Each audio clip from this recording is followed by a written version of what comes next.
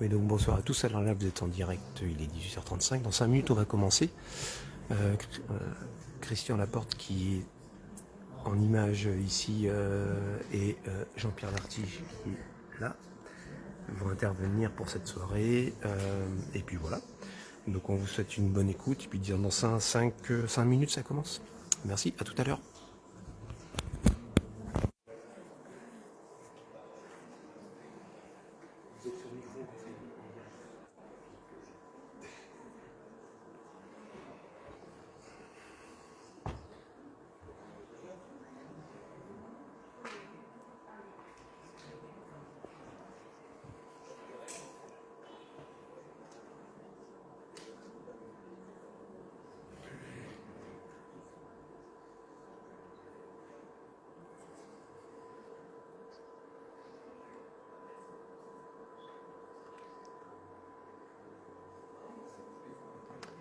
Bien, mais je vous propose de commencer. Bonsoir à tous. Merci d'avoir participé, d'être venu à cette réunion publique. Réunion publique, on l'a appelée épisode 2, qu'on aurait aimé ne pas avoir à vivre, puisque on repart sur un combat qui a démarré en 2020. Et tout à l'heure, Christian nous fera un petit historique. Pour ceux qui ne connaissent pas forcément complètement le dossier, je vais survoler rapidement en quoi consiste ce PLU et pourquoi il pose problème. Et donc, et ensuite, Christian vous refera un peu l'historique et on parlera un peu des actions à mettre en œuvre pour ceux qui souhaitent que les choses ne se fassent pas de cette façon. Juste pour avoir une idée de quel quartier vous êtes, est-ce que ceux qui sont du centre-ville peuvent lever la main? Voilà. D'accord, il y en a pas mal. Est-ce qu'il y a des gens de Libération ou d'Avant-Garde, du Petit Marseille, de l'Ouest? Voilà, l'Ouest. Ou bien il y a le bois et la forêt. Donc le bois et la forêt. Et voilà. Et puis j'ai dû oublier le quartier de la rue Gambetta, j'oublie toujours son nom. Champlain, voilà. Anatole France. Voilà, Anatole France. Voilà. Champlain. Ok, d'accord. Bon, donc on a à peu près une bonne représentation. Bien, donc de quoi allons-nous parler ce soir? Donc on va vous présenter un peu rapidement le collectif qui organise cette réunion et qui organise le travail de réaction depuis maintenant plus de 2 ans. On va rappeler un peu ce qu'est un PLU et ce qui contient ce PLU qui pose problème. Donc Christian vous dira ce qui s'est passé depuis 2020 et notamment un peu les procédures juridiques qui s'enchaînent. Et puis on parlera donc comment agir et on échangera avec vous bien entendu.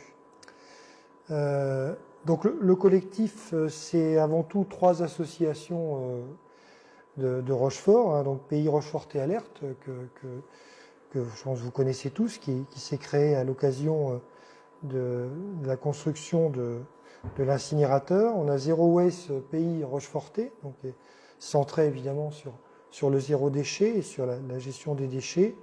Et donc ces 2 associations sont soutenues par Europe Écologie Les Verts, le parti politique que vous connaissez probablement.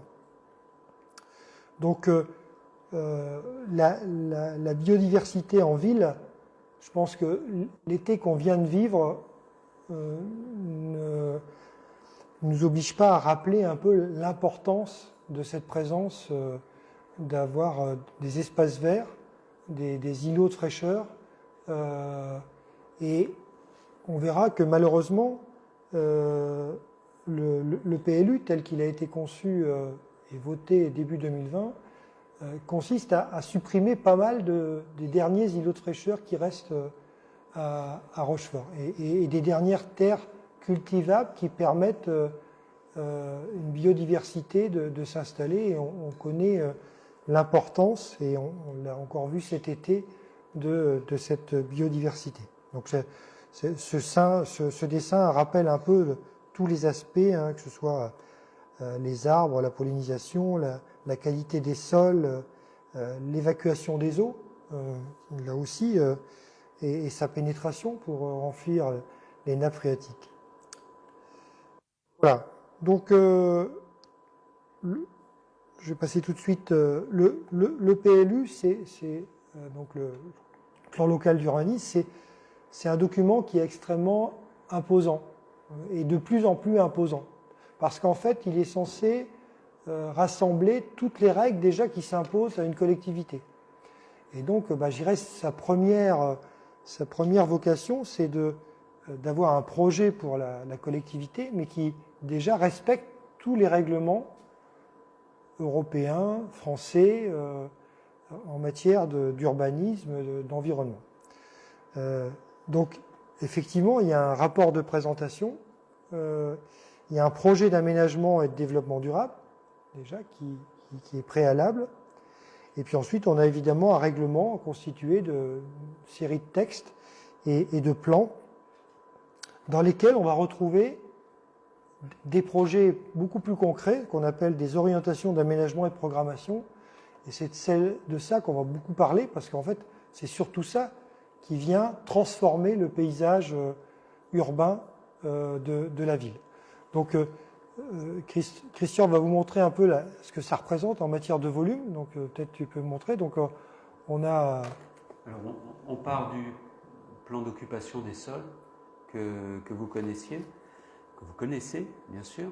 Ça, c'est celui de Rochefort, plan d'occupation des sols de 1980 à 2004, les diverses versions. Et le plan local d'urbanisme qui lui a succédé, c'est ça. Donc, c'est les différentes parties que je viens de lister là sur la diaporama. Voilà. Donc effectivement, ça demande un gros travail pour aller voir, parce que vous savez que le diable est dans les détails, et donc il faut aller tout lire, parce que parfois, et même parfois avec des relectures successives, on découvre des choses auprès desquelles on était passé. Donc voilà un peu la typologie un peu de donc la ville de Rochefort.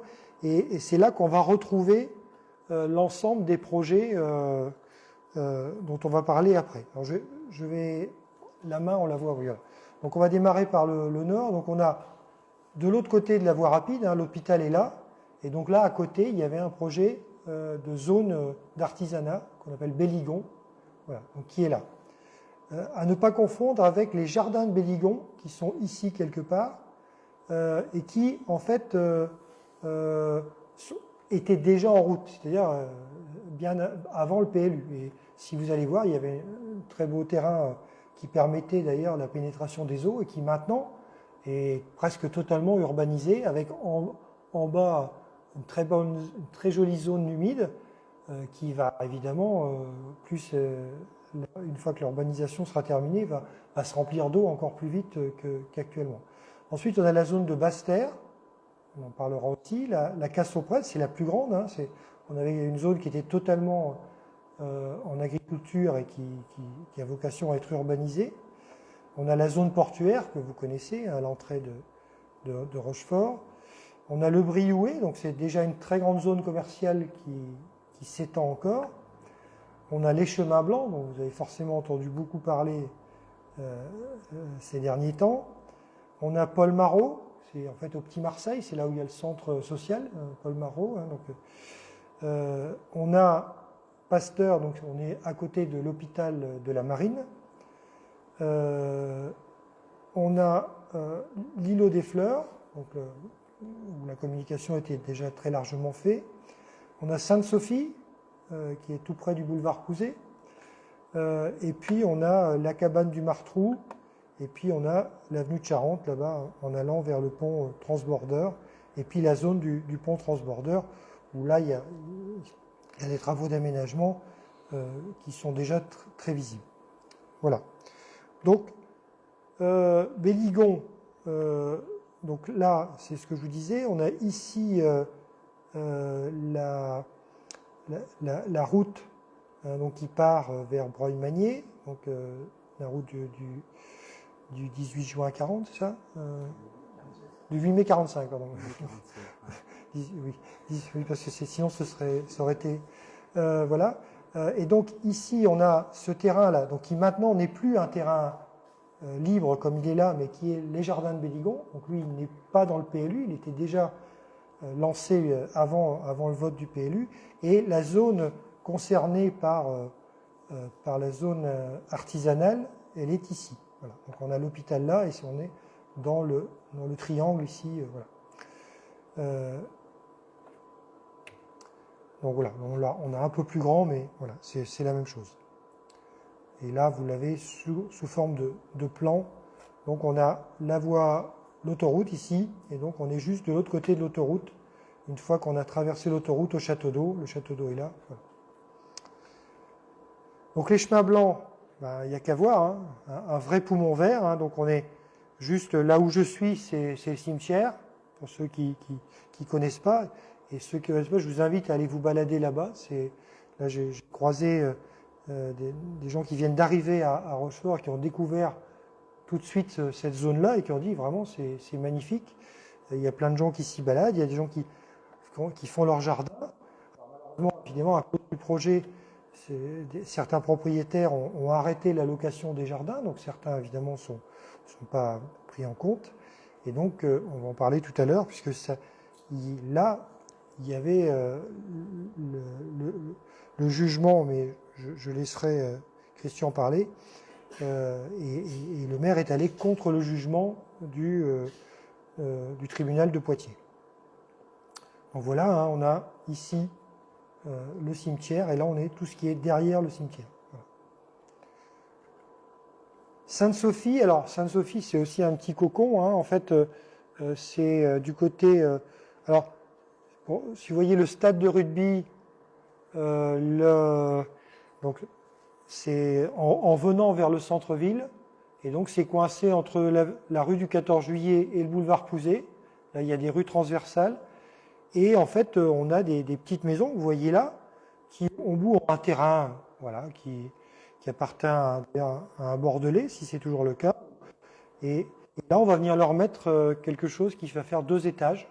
C'est le projet, hein, donc juste sous leur nez, au bout de leur jardin. Donc là, c'est le projet. C'est un des moins avancés, mais bon, voilà. Donc voilà. Donc, on est vraiment entre des zones pavillonnaires et on va venir mettre quelque chose de 2 étages. Basse-Terre, alors là, aussi autre poumon vert, hein, on est là donc du côté de là-bas derrière l'AFPA et derrière l'avenue Bernadotte. On a une zone, c'est à la fois une zone humide, on a vraiment là, vous avez des poules d'eau, vous avez beaucoup de rats musqués et d'oiseaux. On a une très belle peuplerée. On a des jardins ouvriers, on les aperçoit là derrière les arbres, là, vous voyez. Et là, une volonté aussi d'urbaniser complètement. On est sur le haut de Rochefort, donc là, c'est important de pouvoir capter les eaux, parce que sinon, elles vont débouler plus bas, forcément.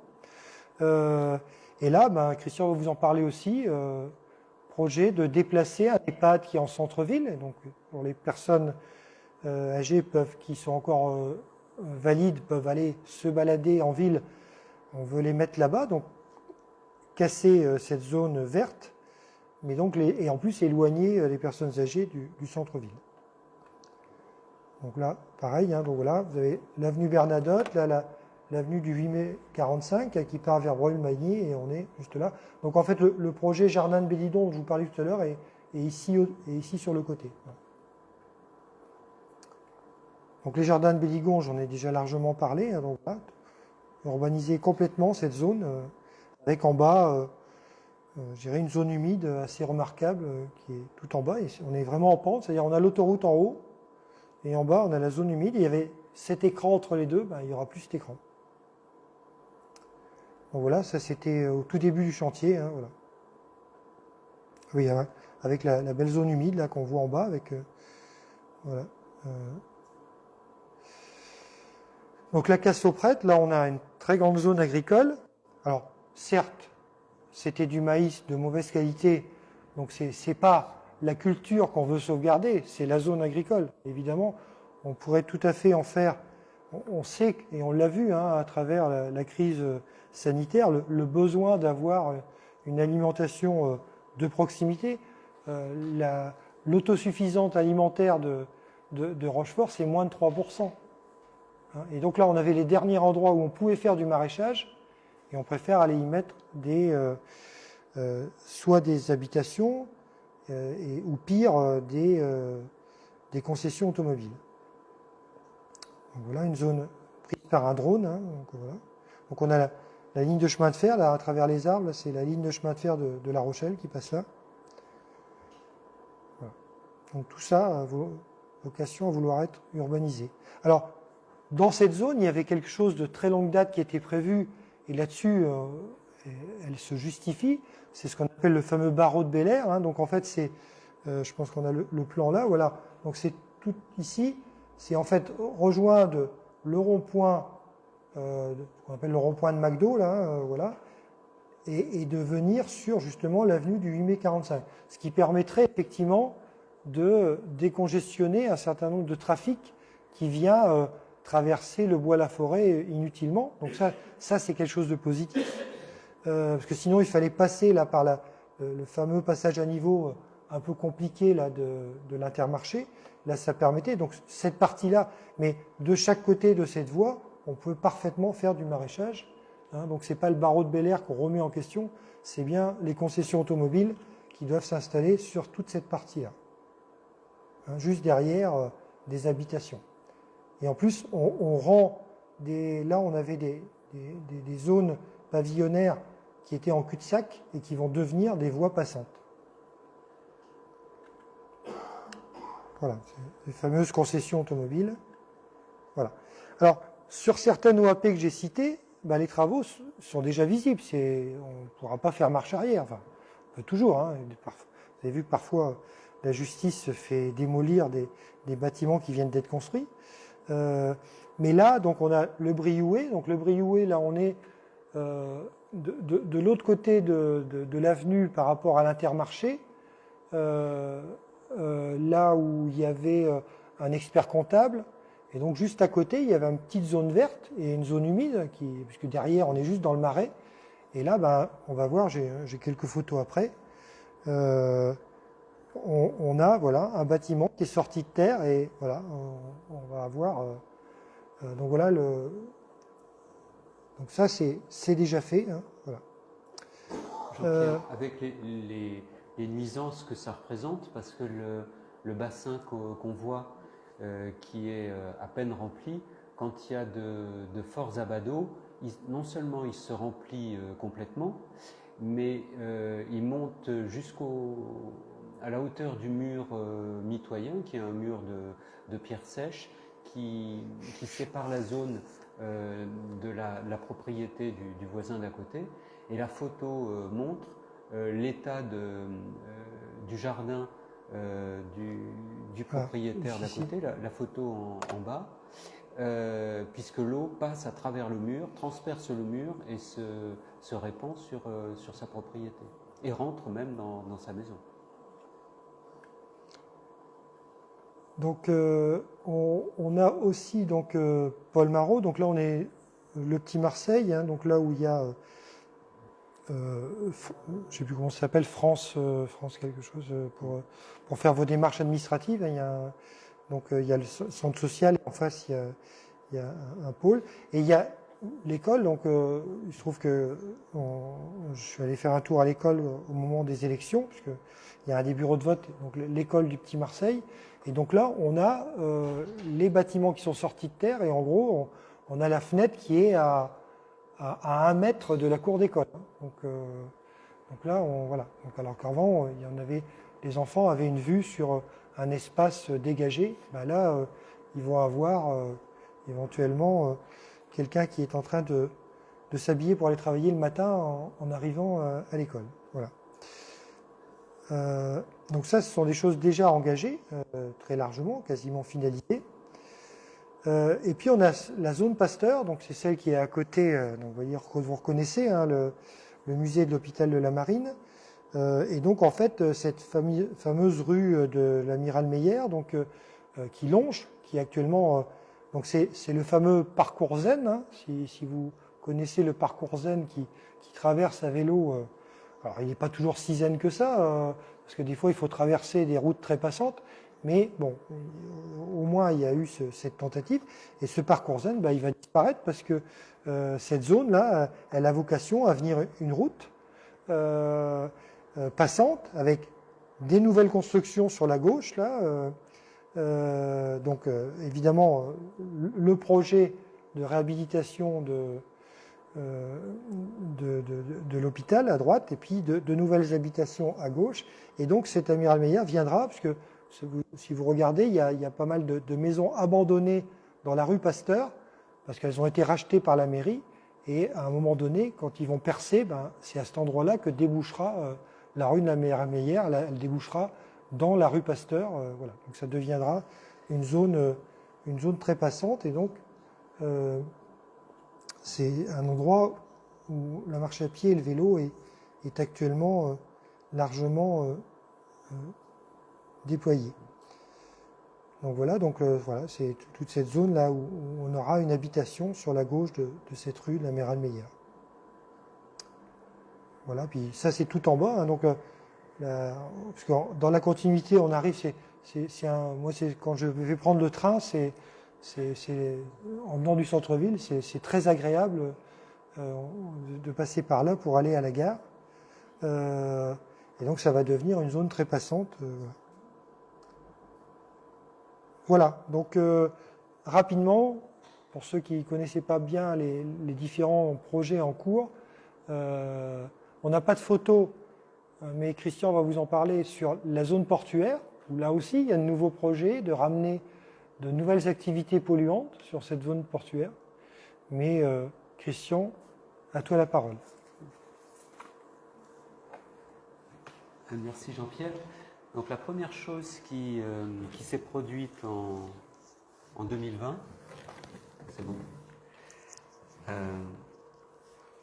c'est que au mois de février, la ville a approuvé ce fameux plan local d'urbanisme. Dans sa dernière séance de conseil municipal, donc juste avant les élections municipales.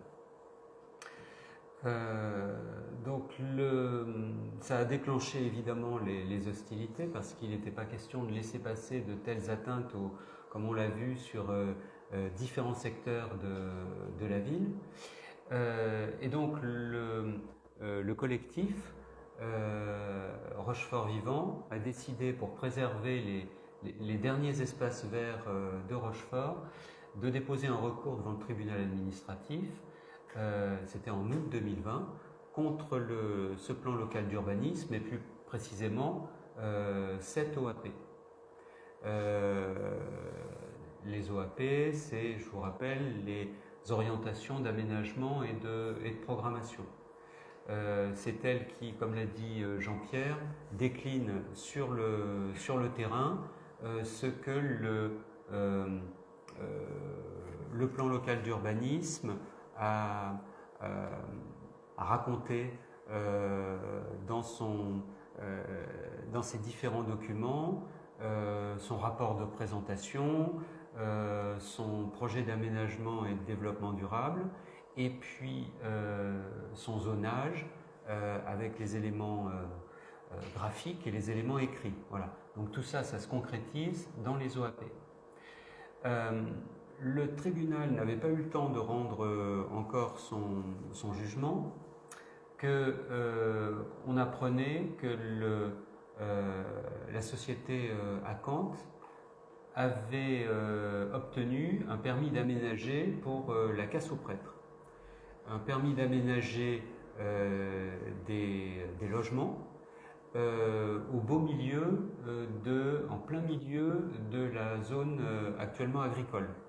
Ce qui fait que si ce projet se réalisait, ça condamnait, je dirais, l'ensemble de la zone à continuer et à passer en artificialisation des sols. Donc, ce permis d'aménager a lui aussi fait l'objet d'un recours devant le tribunal administratif de Poitiers. C'était en mars 2021. Il faut savoir que si on obtient l'annulation d'un plan local d'urbanisme, mais qu'entre-temps, un permis d'aménager ou un permis de construire a été accordé au titre de ce plan local d'urbanisme litigieux, le plan local d'urbanisme est annulé, mais les permis de construire ou les permis d'aménager qui ont été accordés dans l'intervalle, eux, restent acquis. Donc ça oblige à attaquer ces permis d'aménager en attendant d'avoir la décision du tribunal sur le plan local d'urbanisme.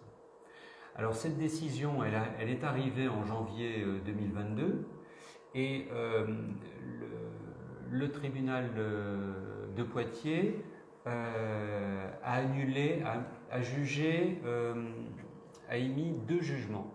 Un jugement d'annulation sur 2 OAP, le secteur des Chemins Blancs et celui de Belligon, et où il a considéré qu'il y avait sur ces 2 secteurs 2 erreurs manifestes d'appréciation du plan local d'urbanisme qui, dans le rapport de présentation et le projet d'aménagement et de développement durable, indiquait que certaines zones étaient à préserver et qui, dans les OAP et dans le zonage, les urbanisaient. Donc, 2 annulations, 2 erreurs manifestes d'appréciation, donc ce sont des vices de fond qui ont conduit à l'annulation du plan local d'urbanisme sur ces 2 points. Et puis l'autre partie du jugement du tribunal de Poitiers, c'était sur le fait que la ville avait argumenté sur le besoin en développement économique, mais elle n'avait pas vraiment argumenté là-dessus. Elle était restée trop vague, et donc le développement qu'elle promettait au travers de ce plan local d'urbanisme, eh ben, il n'était pas réellement justifié. Donc ça, il fallait, et c'était un vice de procédure, enfin de forme, qu'elle le justifie. Donc on lui a laissé, le tribunal lui a laissé un sursis de 12 mois pour rectifier ce vice de forme. Même chose pour la réduction des surfaces qui étaient à urbaniser. De plan local d'urbanisme en plan local d'urbanisme, il est prévu que l'urbanisation doit être de moins en moins importante. Ça ne veut pas dire qu'on va rendre à la terre ou à la nature ce qu'on a urbanisé, mais ça veut dire que ce qu'on gagne sur elle doit être de moins en moins important, de décennie en décennie. Et là, elle avait indiqué qu'elle avait réduit cette atteinte en l'environnement d'un tiers par rapport à la décennie précédente. Le tribunal a suivi ce que le collectif Rochefort Vivant avait dit, c'est-à-dire que ce n'était pas un tiers, c'était tout juste un quart. Et entre-temps, la ville s'était rendu compte de cette erreur, de ce vice de forme, et avait, après l'enquête publique, modifié son plan local d'urbanisme alors que ça n'apparaissait nullement dans l'enquête publique. Donc ça a conduit à une deuxième régularisation à faire par la ville dans les 12 mois. C'était le deuxième volet du jugement. On arrive maintenant à l'enquête publique et puis on s'aperçoit que la ville, en fait, a choisi de faire le service minimum. Elle considère qu'elle va régulariser le vice de forme sur l'argumentation économique. Elle n'a pas besoin de le faire sur la réduction d'un quart au lieu d'un tiers de la surface urbanisée parce qu'elle a perdu Belligon. Et donc finalement, elle réduit sans le faire exprès la surface à urbaniser. Et donc elle ne régularise pas réellement ce que le tribunal lui a demandé de régulariser. Elle considère que c'est le tribunal qui a régularisé sa situation. Et puis,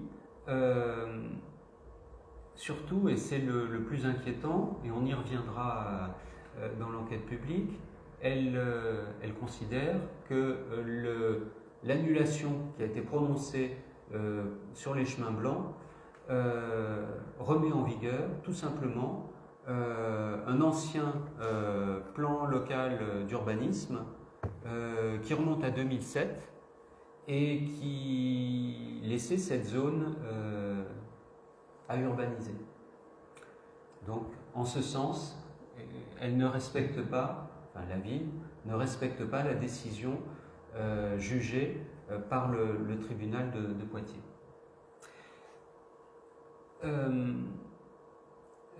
Pour autant, le collectif Rochefort Vivant ne s'est pas accommodé, ne s'est pas satisfait entièrement du jugement de Poitiers, parce que sur les 7 OAP qui étaient attaqués en août 2020, 2 ont bien été annulés en début d'année par le tribunal, mais il en restait encore 5. Et donc, le collectif a fait appel pour que ces 5 OAP, à savoir les secteurs de la Casse-aux-Prêtres, de Pasteur, rue de l'Amiral Meyer, du Briouet, de Sainte-Sophie et de Basse-Terre, merci, soient à leur tour annulés.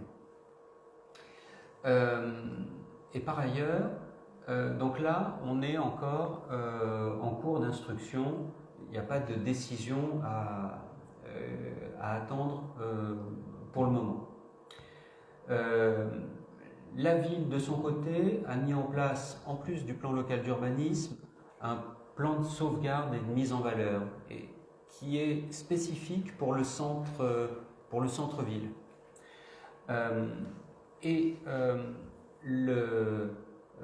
Ce qui se passe, c'est que dans ce plan soi-disant de sauvegarde et de mise en valeur, il y a un déclassement des espaces boisés. Alors ces espaces boisés, il y en a principalement 2 au jardin des Retours, c'est les jardins de la Corderie Royale, le jardin de la Marine, le jardin de la Galissonnière et le jardin des Amériques, en descendant vers la Charente, et le Square Para.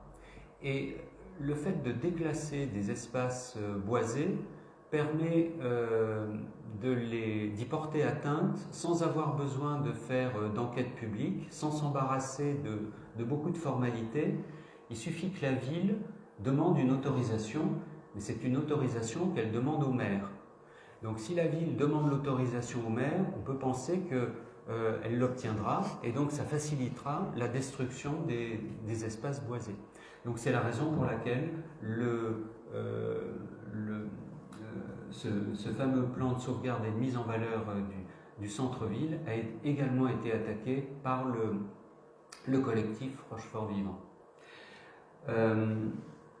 Les choses continuant, un permis de construire a été accordé à Basse-Terre, à la SCI L'Âge d'Or, pour y déplacer un EHPAD qui est toujours près du boulevard Pouzet, et qui avait été rénové il y a quelques années à coût de plusieurs millions d'euros.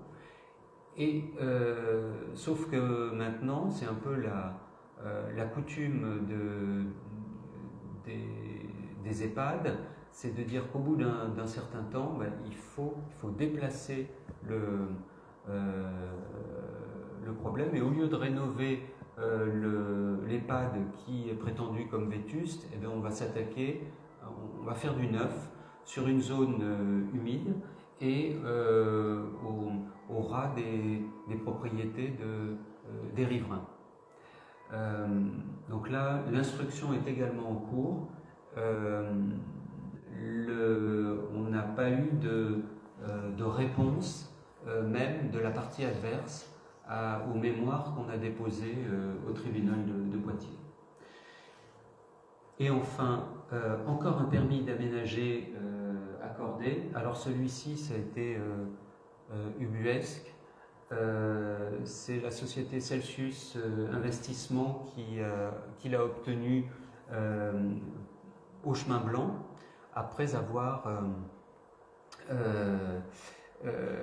non pas obtenu le permis de façon explicite, mais la ville, alors que le tribunal de Poitiers s'était prononcé et avait rendu les chemins blancs inconstructibles, la ville n'a pas répondu. Et le fait de ne pas répondre au dépôt de permis d'aménager valait approbation, valait accord tacite.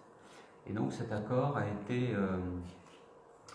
été découvert par le collectif quelques mois après, a été attaqué lui aussi devant le tribunal, et pour le moment, même chose, pas de réponse. La seule réponse qui a eu lieu, c'est que le préfet a suivi dans son raisonnement le collectif Rochefort Vivant pour dire que la zone n'est pas constructible, c'est pas le plan local d'urbanisme précédent qui est remis en vigueur, la zone n'est pas constructible et le permis doit être retiré. Et même l'aménageur doit demander le retrait du permis, ce qu'il a fini par faire, et la ville, le 13 juillet, et elle l'a publié le 14 juillet, lui a accordé le retrait de ce permis d'aménager dans la plus grande discrétion.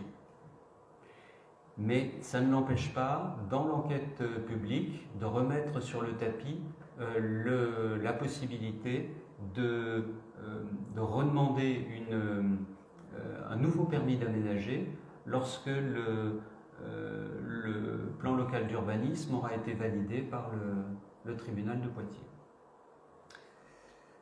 Donc voilà les grandes lignes de cet historique. On va peut-être pouvoir mettre quelques images parce que j'ai pas été gâté par les images. Donc voilà, le plan local d'urbanisme attaqué, là c'était en 2020, en août 2020, et puis la suivante où là on a, si on résume, la dizaine de projets d'urbanisme contestés en justice, Belligon, La Casse-aux-Prêtres, Basse-Terre, Brioué, Les Chemins Blancs, Pasteur, c'est la rue de l'Amiral Meyer, et puis Sainte-Sophie, bien sûr. En bas, le Square Para et là où est la main, le Jardin des Retours. Ça, c'est plus le plus, c'est le PSMV, c'est ces fameux espaces boisés qui sont déclassés.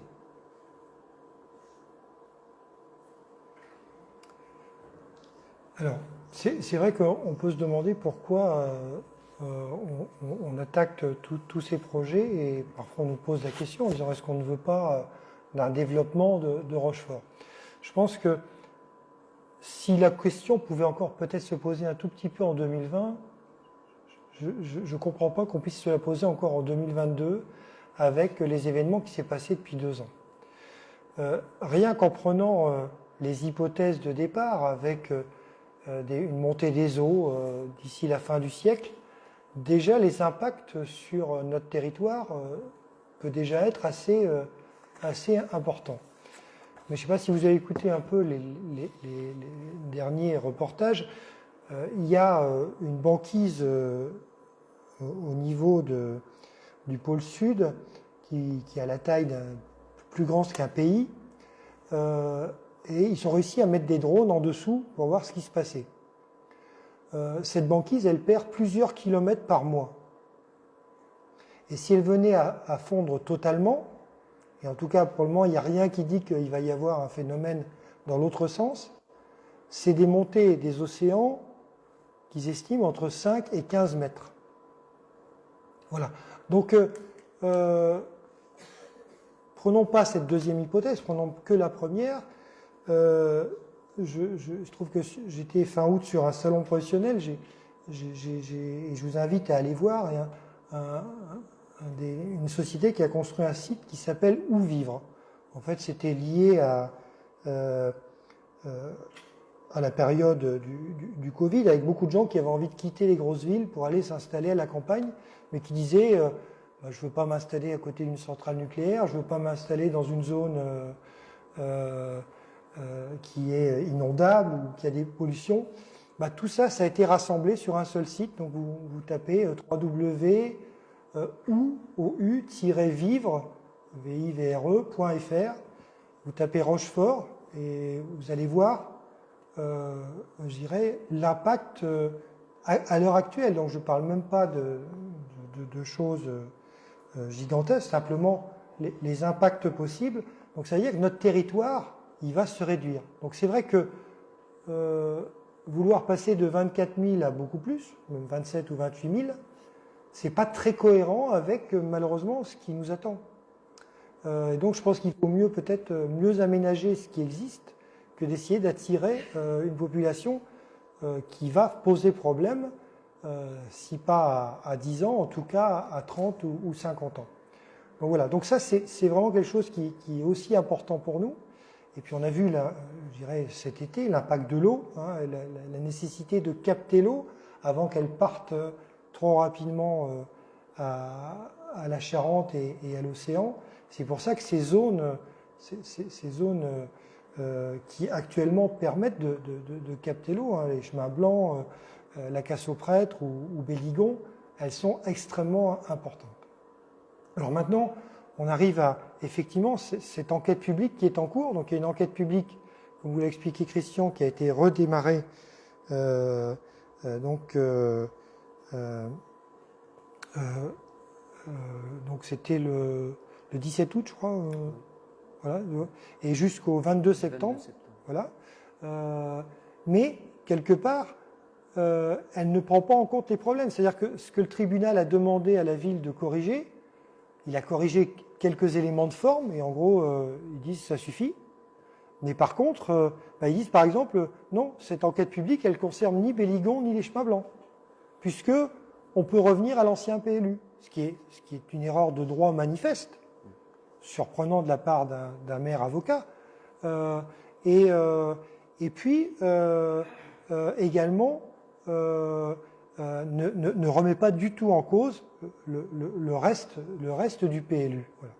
Donc Christian, je te laisse dire un peu qu'est-ce qu'on peut faire au niveau de cette enquête publique, et si on va, donc il est important d'aller voir le commissaire enquêteur. Alors, les créneaux pour le voir sont très limités. Il y a un créneau la semaine prochaine et un la semaine suivante. On vous redonnera les dates. Il y avait aussi un créneau en août. Et il y a surtout possibilité de déposer une contribution écrite, donc de dire, voilà, moi, à tel niveau, il n'est pas la peine de parler de tout, c'est ce qui vous tient à cœur, c'est de dire, moi j'habite là, voilà, ça c'est pas possible qu'on puisse faire ça, voilà. Alors c'est vrai que telle que cette enquête publique a été faite, logiquement, on n'a même pas le droit de parler des OAP, puisqu'en fait, il ne fait que dire, on corrige les problèmes de forme, et donc si vous voulez vous exprimer, c'est sur les problèmes de forme. Mais je te laisse en dire plus.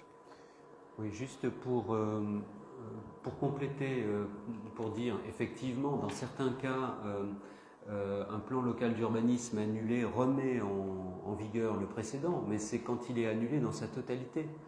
Là, le tribunal avait bien précisé que, en attendant qu'il se prononce, le nouveau plan local d'urbanisme s'appliquait. Donc le maire joue sur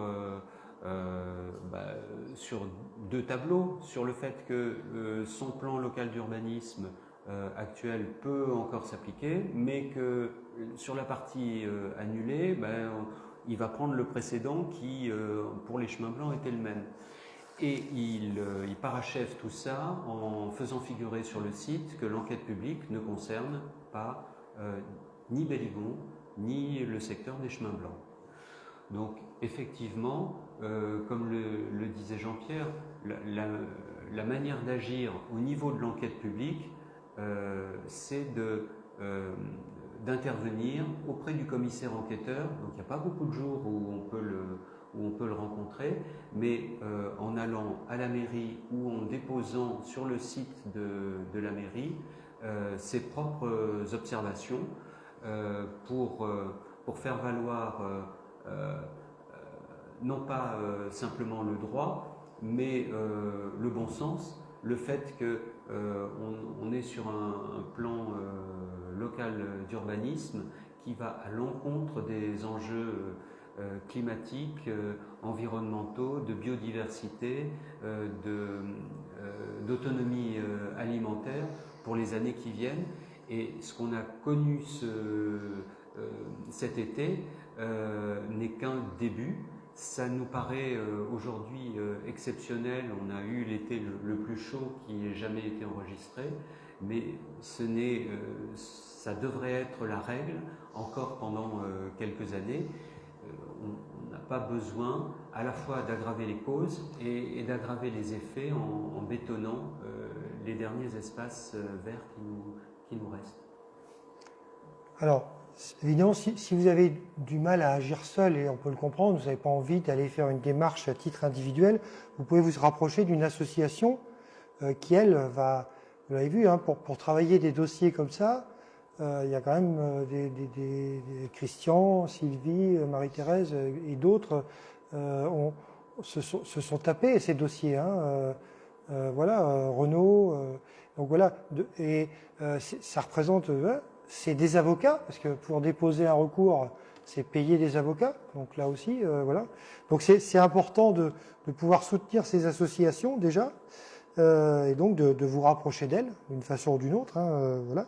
Ça c'est la première action. La deuxième, on vient d'en parler, c'est effectivement de rencontrer ou de déposer une. Mais si vous le rencontrez, il faut quand même déposer une contribution écrite pour qu'il y ait une trace. Hein, c'est important de faire les deux. Christian, tu peux retrouver les deux prochaines dates C'est le 13 septembre de 9h à midi et le 22 septembre de 14h à 17h. Donc le 13 septembre matin et le 22, donc le dernier jour après-midi. Oui, le 13 septembre est peut-être à privilégier. Oui, parce que le 22, c'est le dernier jour. Donc, pour déposer écrit, il faut l'avoir préparé, sa contribution écrite. Donc, alors là, c'est pas. Éventuellement, si vous les connaissez, vous pouvez agir à titre personnel, mais c'est plutôt les associations et notamment le collectif qui l'a fait. Donc, c'est agir sur les promoteurs, leur faire comprendre que on ne va pas forcément leur simplifier la vie. Hein, je pense que certains l'ont déjà bien compris, notamment Celsius Investissement. Mais voilà, donc là, on vous rappelle un peu les promoteurs. Donc c'est à Basse-Terre et à la Casse-aux-Presse, c'est la société Acante, une société nantaise, qui dit quand même qu'elle construit des logements. Donc c'est pour amener des familles, c'est ce que nous dit le maire. Sauf que Acante nous expliquait lors de sa réunion publique que en moyenne, elle prévoit 1,35 habitants par logement. Donc on ne comprend pas trop là les familles. Hein, voilà. Donc Celsius Investissement, Christian en a largement parlé, au Chemin Blanc. L'Âge d'Or aussi, il en a parlé pour Basse-Terre. Donc Ataraxia, hein, donc ça on est sur Basse-Terre également, un autre projet. La FCS, donc ça c'est au Catran. Donc ça c'est la zone avec pour les concessionnaires automobiles. Donc Francelot pour Brilouet, on a voilà, GPM Immobilier au Chemin Blanc, le Toit Français, c'est Sainte-Sophie. Puis après, ce sont des personnes, voilà. Donc plus, donc voilà, ça, voilà. Là, on est plutôt sur une action effectivement du collectif et pas individuelle. Donc, on a toutes ces procédures, hein, et elle les a listées. On sera malheureusement sûrement obligé d'en faire d'autres parce que on voit bien que actuellement la municipalité ne tient pas compte des décisions du tribunal et fait comme si de rien n'était. Donc moi je dis un peu, c'est un peu comme Jean Cottbus dans Les Bronzés, hein, c'est même si tu n'as aucune chance, fonce et sur un malentendu ça peut passer. Hein, voilà. Je pense que vous connaissez cette fameuse séquence de film. Ben, c'est un peu ça là. Allez, bon, a priori on sait que c'est pas trop possible puisque le tribunal l'a dit, mais allez on va quand même tenter, on ne sait jamais, ça peut marcher. Voilà.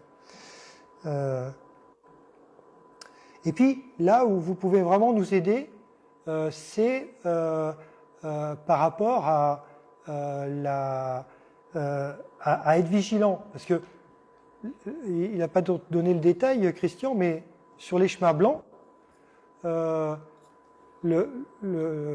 document obligatoire pour dire qu'il y a un permis d'aménager qui est demandé, il doit être publié et visible.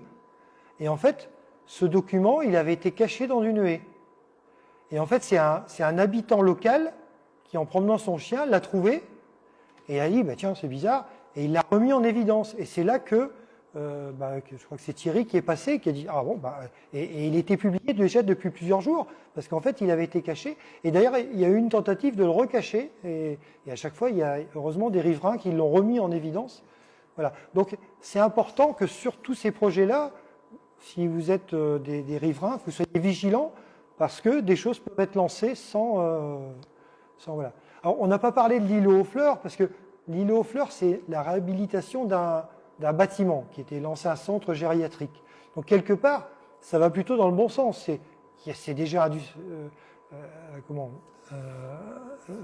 bétonné, donc on le met à jour. Alors, c'est vrai qu'ils en profitent pour rajouter, ils ont rasé des arbres pour rajouter dans la cour.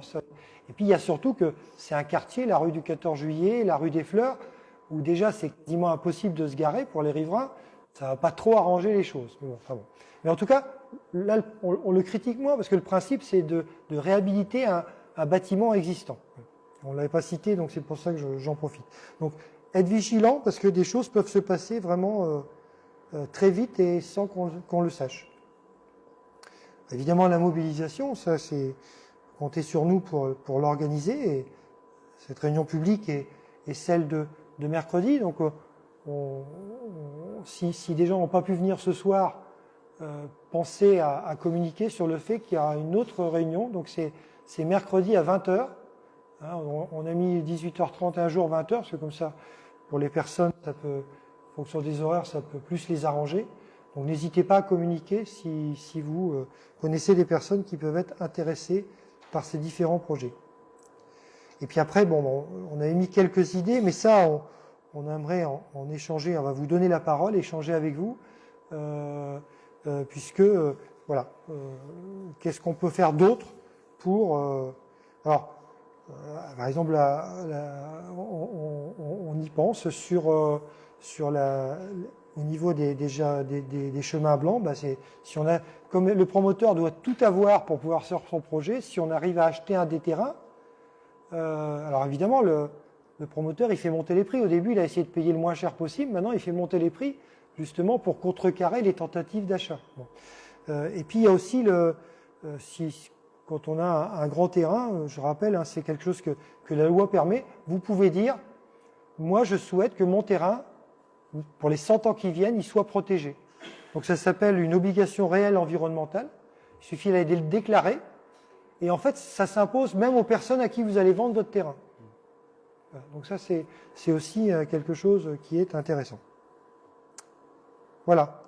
Peut-être avant de donner la parole au public, pendant que Sylvie va venir chercher les micros, peut-être Christian, tu peux donner un mot sur le dernier truc qui nous est tombé dessus là il y a juste la semaine dernière ou 15 jours, c'est extension des activités du port, extension des activités polluantes sur le port. Oui, effectivement, le port, c'est lui-même une OAP, une des 14 qu'on a vu au début et qui n'a pas été attaquée par le collectif. Et on se rend compte avec le temps que finalement on est sur quelque chose qui n'était déjà pas en règle. parce qu'on a actuellement une enquête publique qui vise à régulariser pour une société le fait qu'elle a des stockages qui étaient en quantité telle qu'elle aurait dû demander une autorisation, devait être considérée comme installation classée pour la protection pour l'environnement, donc elle devait avoir son autorisation. Ce n'était pas le cas. La procédure actuelle vise à régulariser cette société. La situation de cette société, c'est ce qu'est en train de faire le préfet. Donc là, Pays Rochefort Alerte est intervenu dans l'enquête publique pour s'y opposer. Alors, c'est une enquête publique sans commissaire enquêteur. Elle est menée par le préfet lui-même.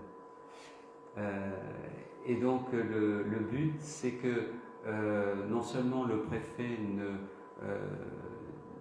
laisse pas faire n'importe quoi, mais également qu'il s'interroge sur la situation de tous les autres occupants du port, pour lesquels on a aussi des doutes.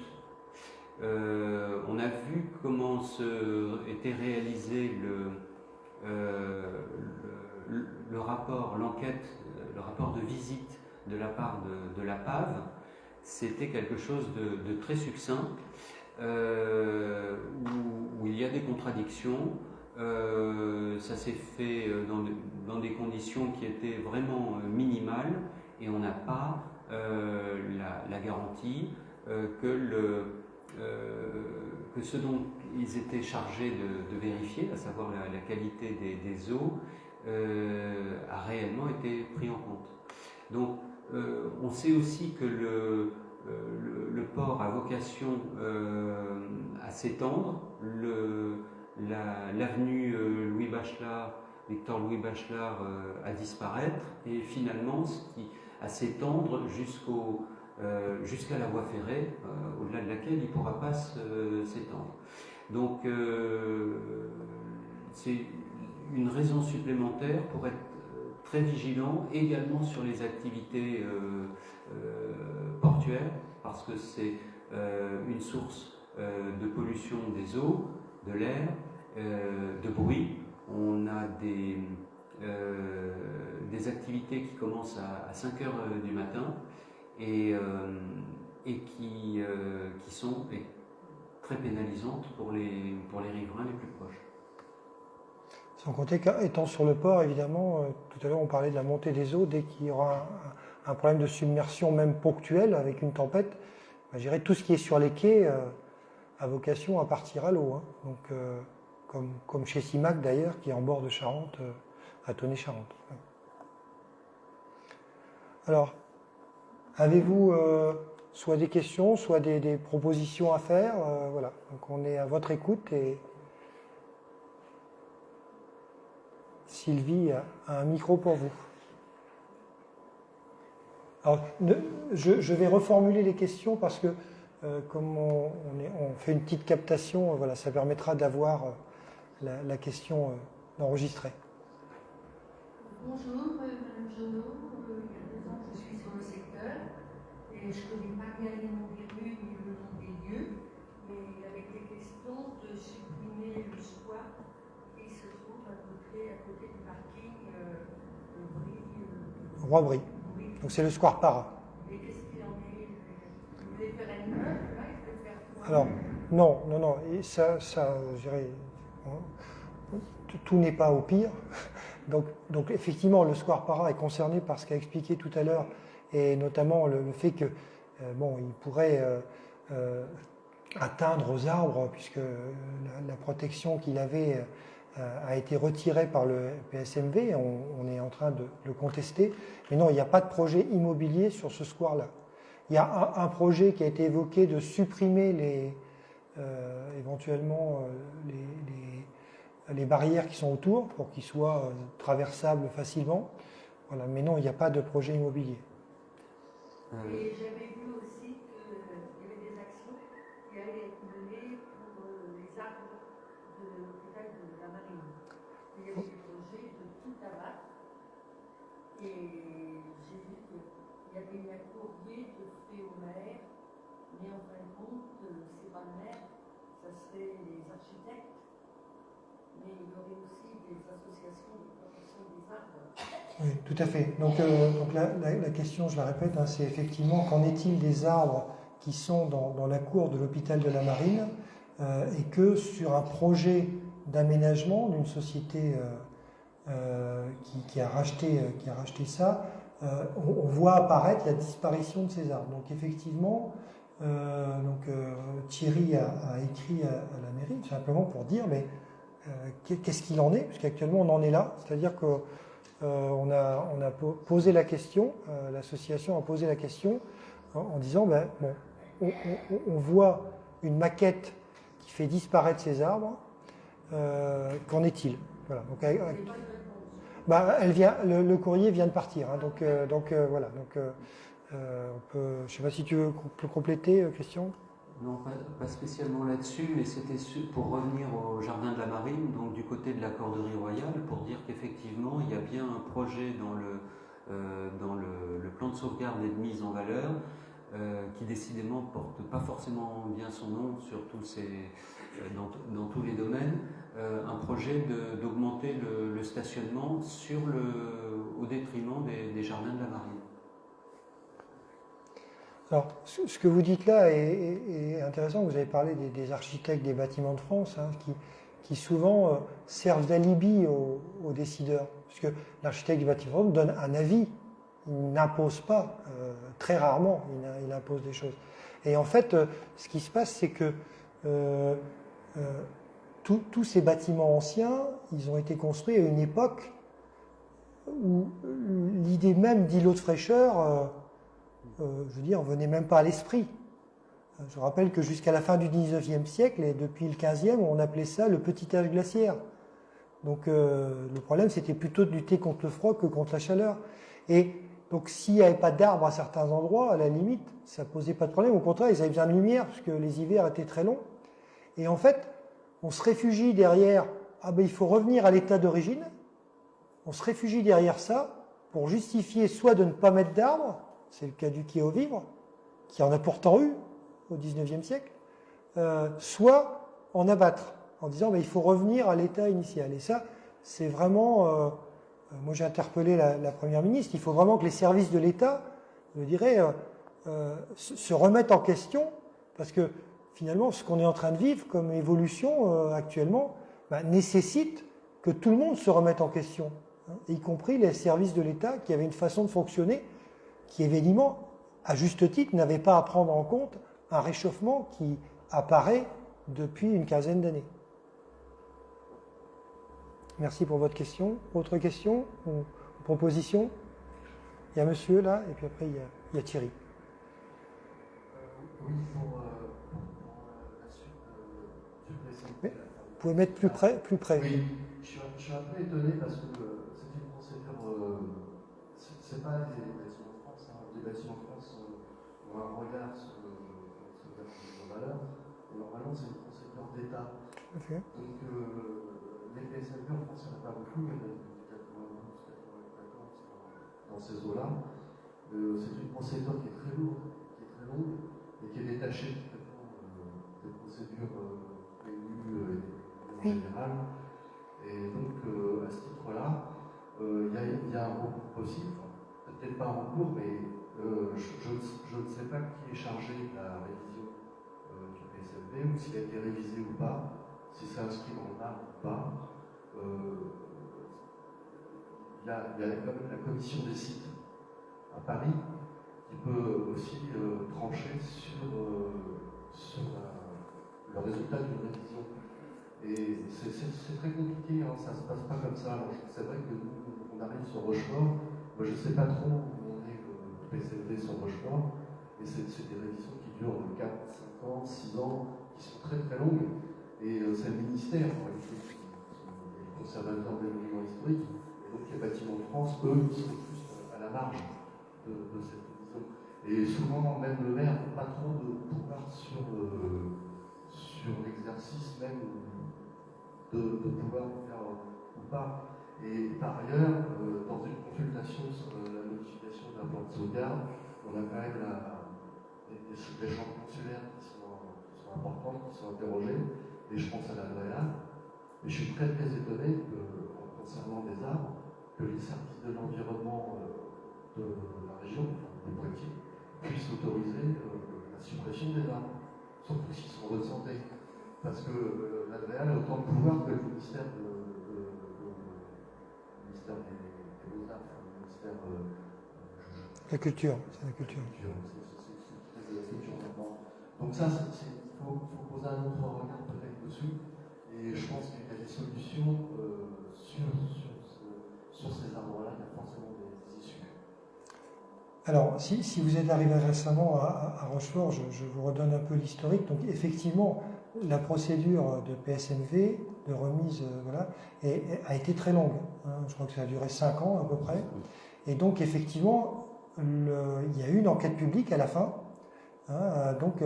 Et dans l'enquête publique, vous avez tout à fait raison, un certain nombre de services de l'État ont mis des commentaires et des réserves. Le préfet, je crois que je ne sais plus quel service de l'environnement a mis aussi des réserves, évidemment les associations comme nous, mais l'enquête publique a abouti, donc avec quelques réserves du commissaire enquêteur, mais il a été voté, et donc c'est pour ça qu'on a été obligé de faire un recours. Mais tu seras plus précis que moi. Juste pour dire que sur la procédure du PSMV, effectivement, ce plan a été élaboré pendant 5 ans par différents organismes, différents acteurs sous la houlette de la ville. Et une fois que la ville a approuvé ce PSMV, c'était plutôt un avis favorable, puisque l'approbation, elle a été faite par le préfet. Et donc, le recours qu'on a effectué, il est contre la décision prise par le l'État. préfet. Ouais, par l'État. Mais pour rejoindre ce que tu disais par rapport à la position de la MRAE, c'est-à-dire l'autorité environnementale et le préfet, c'est vrai que dans d'autres dossiers, comme celui du plan local d'urbanisme, et ben dans l'enquête publique qui a lieu en ce moment, ils renvoient la même copie qu'ils avaient envoyée à la ville lors de la première enquête publique sur le plan local d'urbanisme, c'est-à-dire un avis plus que réservé, parfois défavorable, notamment de la part de l'autorité environnementale. Alors, ça pourrait presque nous rassurer, c'est-à-dire que finalement, le sous-préfet, le préfet et certains services de l'État sont renvoyés dans leur but, comme les associations, comme nous. C'est-à-dire qu'il n'y a pas de différence. Voilà. Il y avait Thierry qui souhaitait.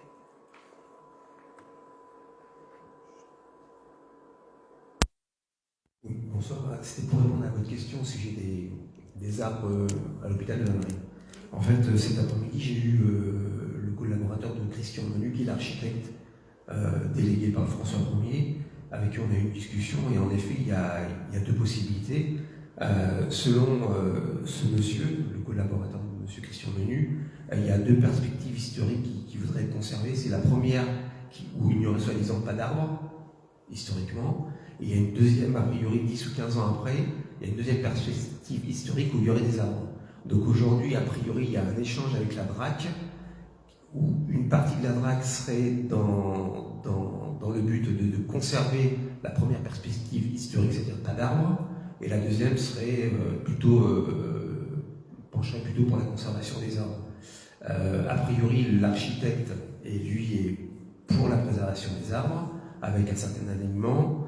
La mairie, je vais mettre des points d'interrogation, mais serait plutôt favorable à la conservation des tilleuls. Je crois qu'il y en a entre 15 et 20, je crois. Juste ce qu'il m'a dit, c'est qu'il y avait un paysagiste qui avait été commandité pour voir l'état des arbres. Et puis ensuite, ce paysagiste, en fait, a fait appel à un botaniste pour voir si les arbres étaient en bonne santé. Alors, il faut un peu se méfier, parce que j'ai senti quand même ce monsieur assez hésitant sur le fait qu'il me disait qu'il y avait 75% de chance que les arbres soient conservés. Je crois qu'il faut être très attentif parce que un coup de tronçonneuse, ça peut aller très vite. Donc il faut être très attentif sur le fait de surveiller ce site et de faire en sorte qu'on conserve, comme tu le disais Jean-Pierre, dans les moments qu'on a vécu avec les îlots de chaleur, avoir ces îlots de fraîcheur. Donc soyons attentifs. Moi j'ai encouragé l'opposition à poser la question au conseil municipal de mercredi prochain. Je ne sais pas si ça sera fait. Et je recontacte ce collaborateur courant octobre pour savoir ce qu'il en est de l'évolution de la préservation ou pas des arbres. Et puis aussi, on peut faire jouer que c'est important pour les oiseaux.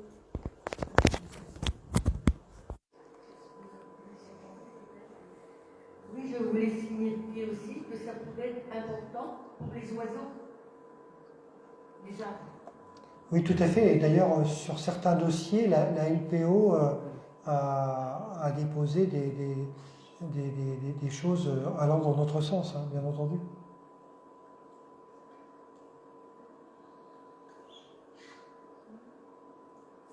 Autre question ?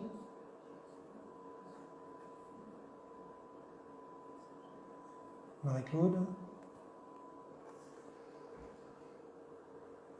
Moi, c'est pas une question, c'est juste une petite idée comme ça. Voilà, il y a le grand parking immense, complètement stérile, entre le Square Para et la Poste. Et plutôt que d'arracher les grilles du Square Para, ce qui permettrait peut-être un débordement des voitures sur le square pour les caser entre les arbres, en supprimant aussi quelques-uns, il serait intéressant pour tous les habitants de la ville et pour les personnes qui viennent de l'extérieur de supprimer 2 rangées de voitures et de faire une allée, un lien entre le Square Para, une des portes du Square Para et la Poste, une allée de promenade avec des arbres.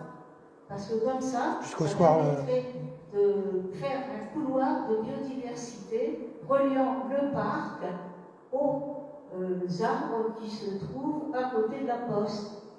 Oui, le square Loti, oui, tout à fait. C'est une bonne idée. Enfin, c'est là où il y a c'est là où il y a la statue Loti. Pardon, oui. Notre intervention ? Non. C'est qu'on approche de 8 heures. Ah, Marie-Claude a une autre idée. Non, en fait, allez, on n'est pas obligé de la faire tout le parc. Oui, oui, non. C'est très sympa, partant du parc et allant dans la petite rue où on ne laisserait plus passer les voitures, entre la Poste Et les télécoms. les autres bâtiments, Les télécoms. la petite rue où on met ses lettres dans la boîte aux lettres.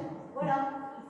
On laisserait par contre les autocars passer au pas, comme ça se fait dans certains endroits, région parisienne. Seuls les autocars passeraient au pas à cet endroit-là.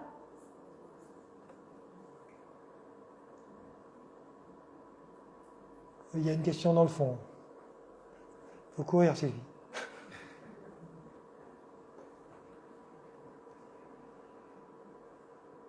Oui, donc je voulais vous dire, je suis contre l'arrachage de cette clôture. Je viens avec mes petits-enfants dans ce parc. Si on arrache les grilles, là, eh ben, il va y avoir des problèmes. Les motos vont venir, etc. Mais on serait plus tranquille dans ce square. Tout à fait. Alors, ça a été évoqué, pour le moment, il n'y a jamais rien eu d'écrit là-dessus. Hein. Ça a été évoqué dans des échanges. Je n'ai jamais rien vu d'officiel là-dessus.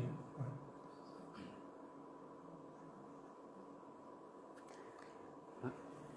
Juste pour remercier Marc de son intervention et pour dire pour ceux qui ne le sauraient pas qu'il est le représentant local de la SPPEF, Société pour la protection des paysages et de l'esthétique de la France, maintenant également dénommée Sites et Monuments, et laquelle association, qui se trouve d'ailleurs être la première association loi de 1901 de France, nous a rejoint dans notre juridique contre le BSMD. Voilà. Donc je voulais remercier cette association Sites et Monuments SPPEF.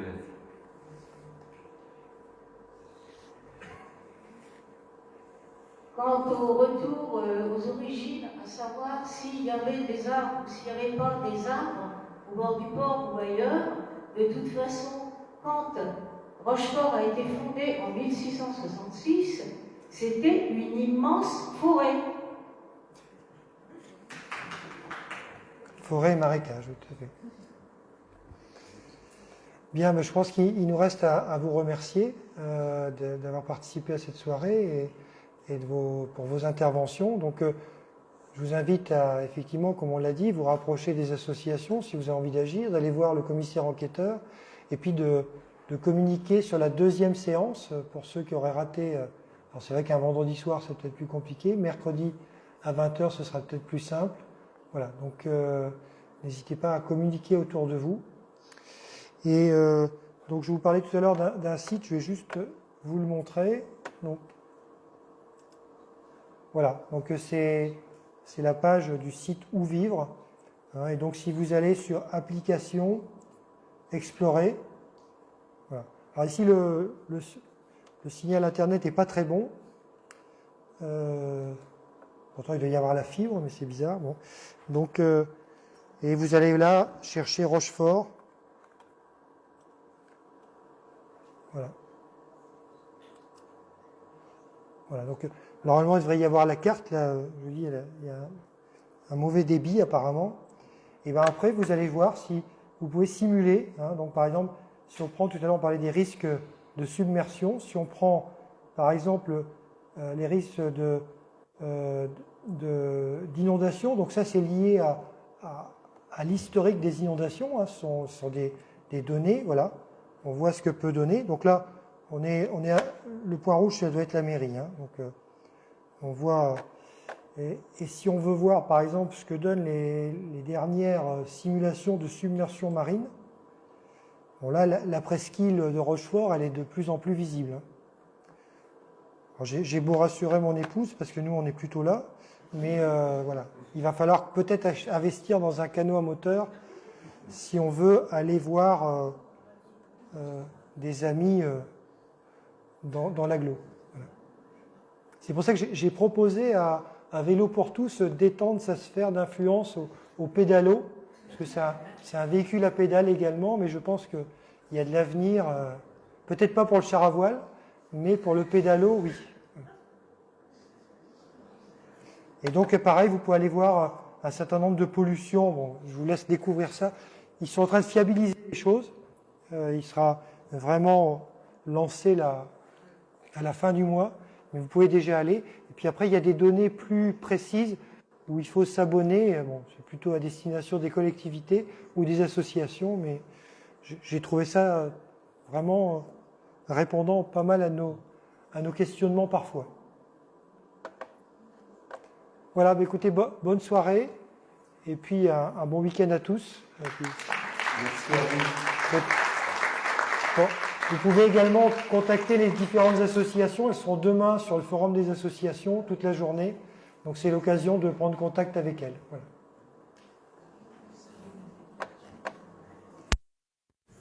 Voilà, merci à vous pour ceux qui ont suivi cette retransmission. N'hésitez pas à le partager, à poser des questions si vous le désirez. Si on n'a pas répondu à des questions que vous posiez, je me ferai un plaisir d'y répondre. Je demanderai à des renseignements pour y répondre. Voilà, bonne soirée à tous. Au revoir.